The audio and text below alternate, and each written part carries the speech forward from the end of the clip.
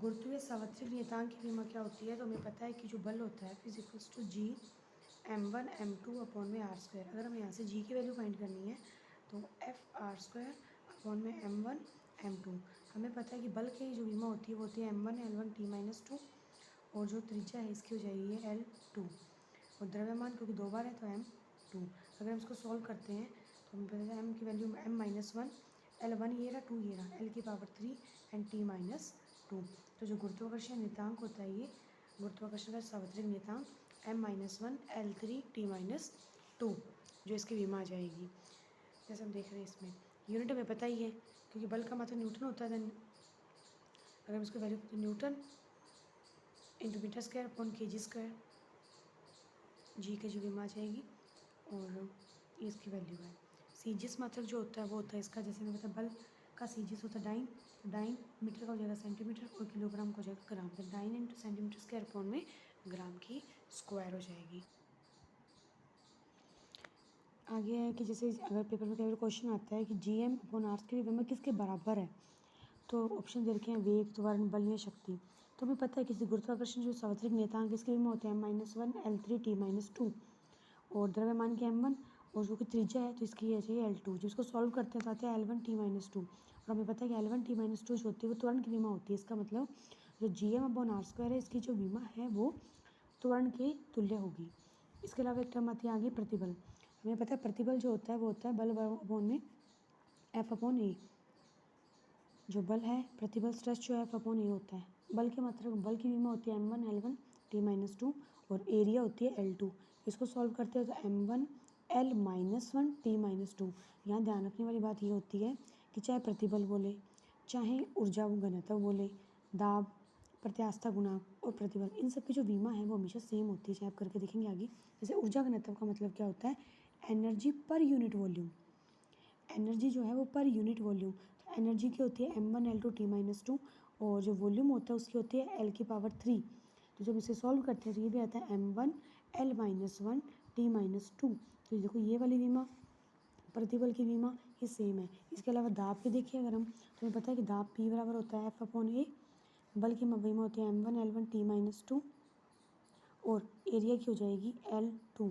तो इसको भी हम सॉल्व करेंगे तो वही m1 ये ऊपर जाके माइनस का हो जाएगा L-1 t-2 सेम है। ये P बराबर F/A बोलो चाहे दाब, प्रतिबल, इसके अलावा ऊर्जा घनत्व और प्रत्यास्थता गुणांक, इन सब की जो विमा होती है वो सेम होती है। मात्रक तो मेरे पास लिखे रहेगी एनर्जी का मात्रक जूल होता है, अब हमें आयतन है तो मीटर की क्यूब हो जाएगा। तो मेन यहाँ पे क्वेश्चन जो होते हैं वो विमा से बनते हैं। अब कुछ ऐसे विकृति है, कुछ इंपॉर्टेंट राशियाँ ऐसी होती हैं जो कि विमाहीन भी होती है और मात्रकहीन भी होती है।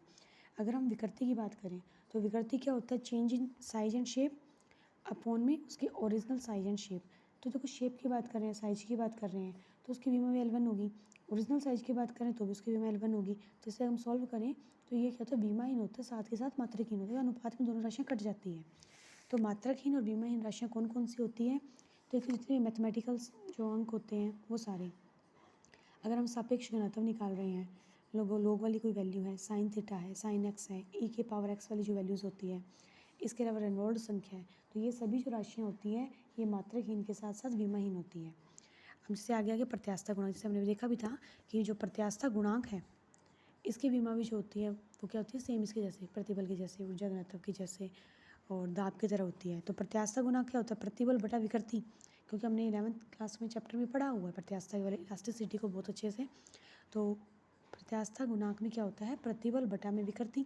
अब प्रतिबल की हमने अभी निकाली है विमा, क्या होती है? m1 L-1 t-2, क्योंकि विकृति तो विमा ही नहीं होती है तो नॉर्मल सी बात है कि प्रत्यास्थता गुणांक की विमा भी क्या आ जाएगी? जो प्रतिबल की होती है। इसलिए और कोई कहते हैं प्रत्यास्थता गुणांक क्या है तो थोड़ा सा रिवाइज करवा दें। हमने हुक्स का लॉ पढ़ते हैं हम 11th क्लास में कि जो प्रतिबल होता है ना वो विकृति के समानुपाती होता है। जो प्रतिबल जितनी विकृति होगी उतना ही उसके विपरीत दिशा में प्रतिबल लगता है, क्योंकि हर वस्तु अपनी ओरिजिनल शेप में आने की कोशिश करती है। तो अगर हम इस समानुपाती का निशान हटाते हैं तो एक कांस्टेंट लगाते हैं E, तो stress is equals to E into strain. अब बात यह है कि प्रत्यास्थता गुणांक भी 3 प्रकार के होते हैं। एक तो होता है यंग प्रत्यास्थता गुणांक, एक होता है आयतन प्रत्यास्थता गुणांक और एक होता है अपरूपण या दृढ़ता गुण से हम ईटा से यहाँ पे रिप्रेजेंट करते हैं। तो ये छोटा सा रिवाइज था उसके बारे में। आगे बल नियतांक क्या होता है या स्प्रिंग नियतांक क्या होता है? तो हमें ये भी हमने पढ़ा हुआ है कि जो फोर्स होता है, बल जो होता है वो डिस्प्लेसमेंट के समानुपाती होता है, यानी कि जितना ज़्यादा विस्थापन होता है उसके विपरीत उतनी ही ज़्यादा बल लगता है। जैसे इमेजिनेशन कीजिए कोई स्प्रिंग है, अगर हम उसको उसके नॉर्मल पोजीशन से खींचते हैं तो उसमें जितना हम विस्थापन कर रहे हैं उतना ही उसके अंदर फोर्स लगेगा उसको वापस अपनी पहले वाली स्थिति में लाने के लिए। तो डिस्प्लेसमेंट को हमने एक्स से लिखा। जब समानुपाती का निशान हटाएंगे तो एफ इज इक्वल्स टू के एक्स। यहाँ पे माइनस साइन जो है वो ये रिप्रेजेंट करता है कि वस्तु अपनी पहली वाली स्थिति में लौट रही है, यानी कि उसके रिवर्स विस्थापन के